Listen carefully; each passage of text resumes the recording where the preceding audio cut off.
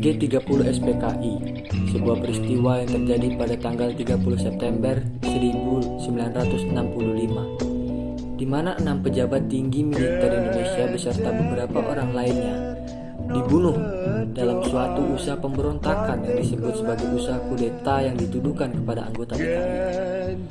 PKI merupakan partai komunis yang ada di Indonesia. Faktor terjadinya G30 SPKI adalah PKI memiliki cita-cita untuk mendirikan negara Indonesia dengan landasan komunis. Kondisi politik, sosial, dan ekonomi Indonesia pada waktu itu memberi kesempatan kepada PKI untuk meluaskan pengaruhnya. Di bidang politik, organisasi yang anti-komunis dianggap anti pemerintah, sehingga PKI bisa dengan mudah menyingkirkan musuh politiknya. Di bidang sosial, PKI mulai menebar janji-janji kepada masyarakat kecil tanpa mengetahui arti komunis yang sebenarnya. Rakyat kecil pun terbujuk oleh janji-janji PKI. Di bidang ekonomi Indonesia sedang terpuruk pada tahun 1965 sehingga menyebabkan dukungan rakyat kepada Presiden Soekarno berkurang. PKI memiliki kedudukan yang setara dengan Angkatan Darat, sehingga PKI menganggap Angkatan Darat merupakan penghalang utama dalam mewujudkan cita-citanya.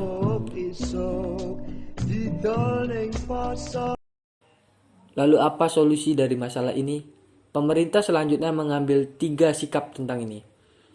Yang pertama, bahwa pada tahun 1965 dan tahun sebelumnya telah terjadi perbedaan secara ideologi politis, sehingga menimbulkan kemunduran dan kerugian besar bagi bangsa Indonesia.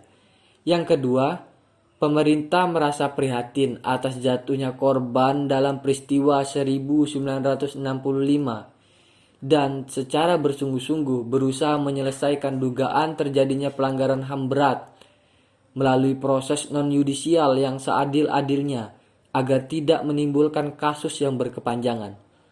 Yang ketiga, pemerintah mengajak dan memimpin seluruh bangsa Indonesia dengan mengedepankan ideologi Pancasila untuk bersama-sama merajut kerukunan bangsa agar peristiwa tersebut tidak terulang lagi pada masa kini dan masa yang akan datang.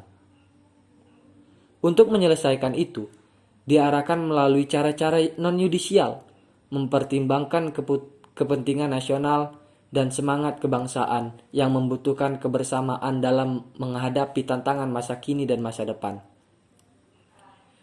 Selanjutnya, penyelesaian dengan cara non-yudisial dilakukan dengan mempertimbangkan prasa sebagai berikut, yaitu tidak ada nuansa salah menyalahkan, tidak lagi menyulut kebencian atau dendam, sikap atau keputusan pemerintah dibenarkan oleh hukum dan pelaksanaannya tidak menimbulkan peristiwa negatif yang berkepanjangan. Pemerintah menyelesaikan tragedi itu secara bersungguh-sungguh dan ajakan pemerintah untuk menjadikan peristiwa itu sebagai pembelajaran bagi bangsa Indonesia agar pada masa kini dan masa depan atau masa yang akan datang peristiwa semacam itu tidak terulang lagi.